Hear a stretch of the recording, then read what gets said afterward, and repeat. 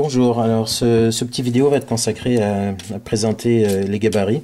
Ce sont des petites pièces de métal à l'échelle 1 qui permettent de tracer des bijoux qui vont être découpés dans des plaques d'argent, d'or, de platine, de palladium et qui peuvent être extrêmement variés. Alors ici vous avez un échantillon avec un thème plutôt floral.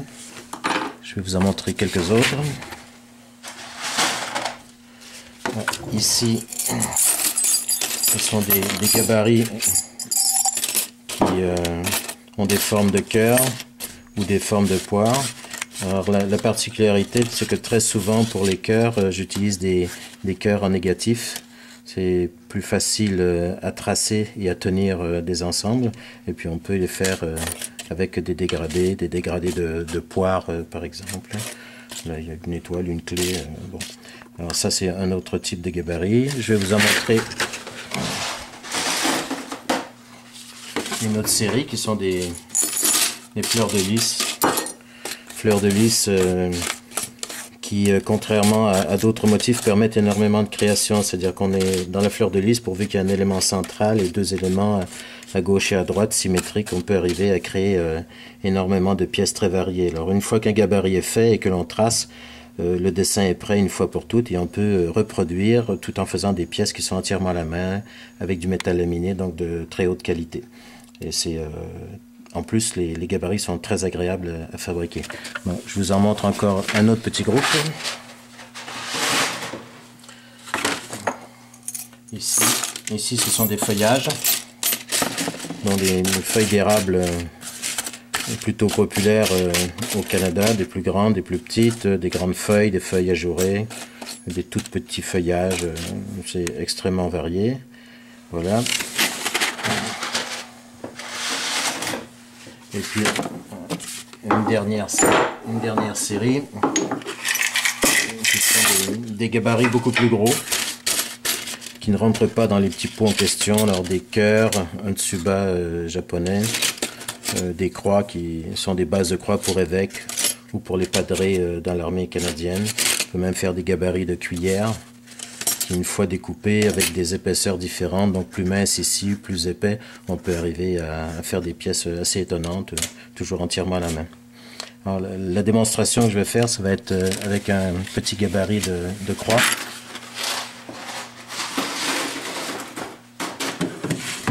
Alors, comme ceci ici, c'est une croix celte sur une petite plaque en argent. Alors avec une simple bougie et de la cire d'abeille, une pince parce que ça va devenir un petit peu chaud. Donc on tient la plaque de métal, l'on met au-dessus la lampe qui se casse la figure. Voilà, c'est réparé. Alors ici je continue. Donc plaque d'argent qui va être chauffée par la bougie et croyez-moi c'est suffisant. C'est assez rapide, il n'y a pas besoin de chauffer au chalumeau.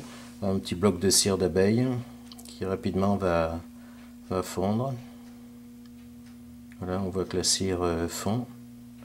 Il n'y a pas besoin d'une grosse quantité. On prend le gabarit. Une fois que le gabarit est posé, on s'assure que la cire touche partout. Et on va refroidir le tout en posant sur un petit tas en acier. Ça va aider à refroidir. Je remets la bougie, va aller ici. Voilà, donc maintenant, une fois que ça va être refroidi, on se sert donc d'une aiguille à coudre, bien pointue, tenue dans un roule-goupille. Et lorsque la cire va être froide, on va pouvoir commencer à tracer.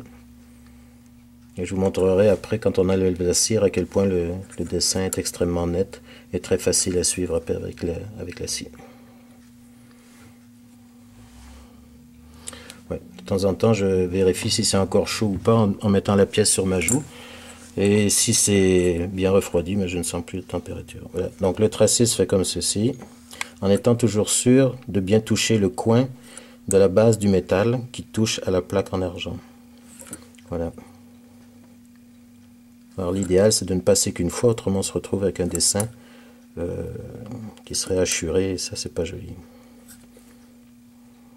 Vous avez remarqué que dans la partie du haut, l'anneau qui va tenir la croix est déjà présent.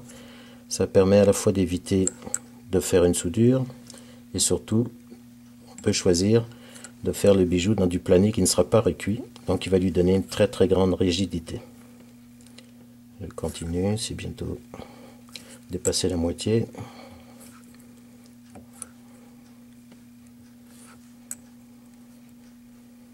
Voilà, donc l'extérieur est fait, l'intérieur, une première partie, une deuxième, une troisième, et la dernière.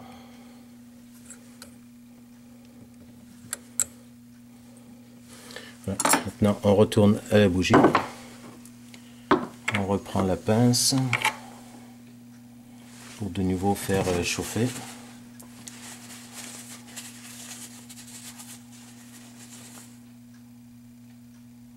Donc, tout ça pour dire que finalement, comme bijoutier, on peut faire beaucoup de pièces avec des outils somme toute extrêmement simples, et puis on peut arriver à faire des pièces de très très belle qualité et très très variées. C'est ce que j'aime du statut d'artisan, c'est la liberté et la qualité qu'on peut en tirer.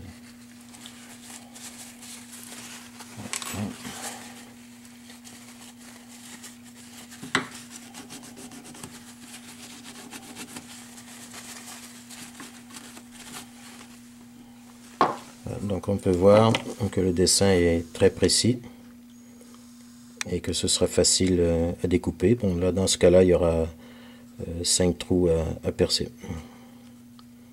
Petites erreurs en haut, mais ça c'est pas très grave. Voilà, alors bon travail à tous.